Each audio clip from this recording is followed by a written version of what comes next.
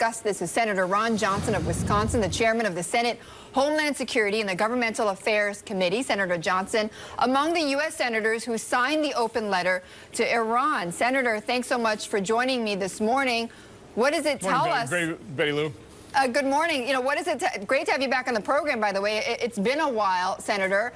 What does it tell you, though, that the Ayatollah and his response to your letter, or the signing of your letter, when he says it's a collapse of political ethics in Washington? We are told this by the supreme leader in Iran?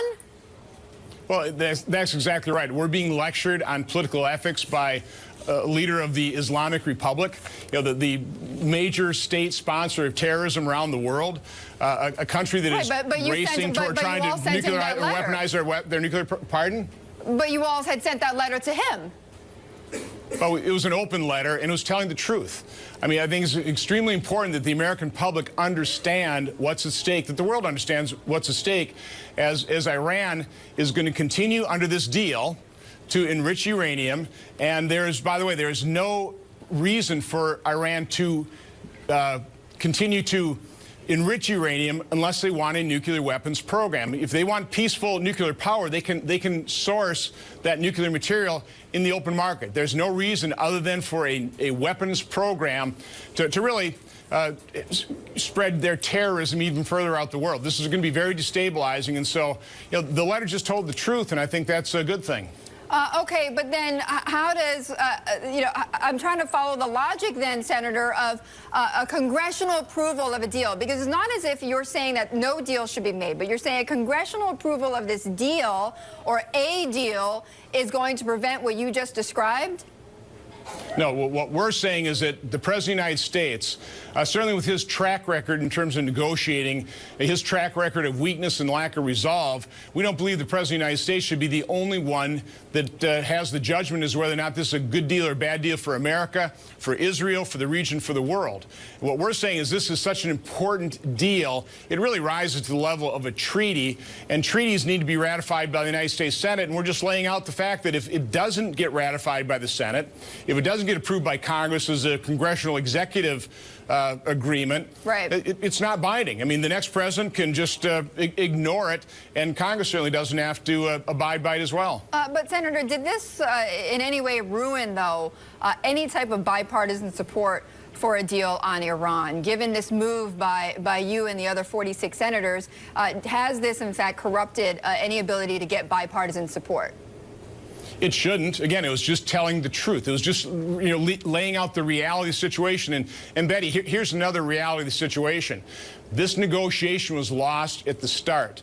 UN resolutions since 2006 have imposed sanctions on Iran in order to make sure that if those sanctions would be lifted, they would have to suspend the enrichment of uranium. President Obama, when he began this negotiation, basically moved the goalposts and basically agreed that no, Iran can continue to enrich uranium, thereby paving the way for a nuclear weapon by the state of Iran, by the Republic. So, I mean, there's a real problem. So there is no good deal under the current circumstances. What we need to do is we need to impose greater sanctions. That's what brought Iran to the table to begin with, and we could get a better deal, but not with this president, not in the current framework.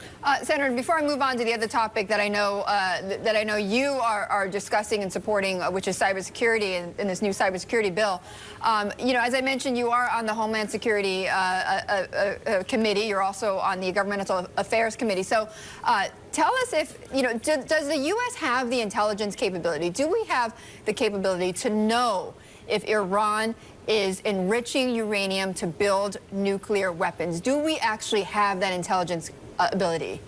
I don't think so. I think one of the members of the IAEA said that if Iran currently doesn't have an undeclared nuclear program somewhere, it'd be the first time in 20 years. So, you know, we talk about all this robust inspection. Well, that'd be robust inspection of what they're declaring to be nuclear facilities. We don't know what secret facilities they may have burrowed in some other mountain somewhere within Iran. So, no, this regime cannot be trusted, and that's just a sad reality. The only way we can really bring them, you know, really to a good deal is probably through the imposition of greater sanctions. And this president, of course, relaxed those sanctions and agreed to let them continue to enrich uranium, which is, again, the reason I say this negotiation was lost before it even really began.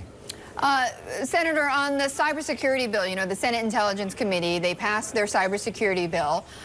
And I know you have talked about passing your own bill within your committee. Do you feel now that you need to go ahead with a separate bill now that the Intelligence Committee has put one forth?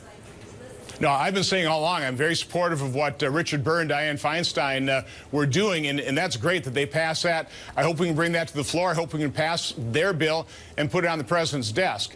If President, you know, I think behind the scenes, President Obama, the White House has been, we've been hearing potentially trying to undermine that. So I'm very glad that they were able to pass that bill, strong bipartisan support. Hopefully that's a good sign. I'm fully supportive of that bill. I hope it gets passed into law. Passed into law, but is it really going to prevent the scale of future cyber attacks, and at what cost, Senator? No, Betty, there's no panacea here, but I think this is a very important first step to facilitate the information sharing of threat signatures, of other vulnerabilities.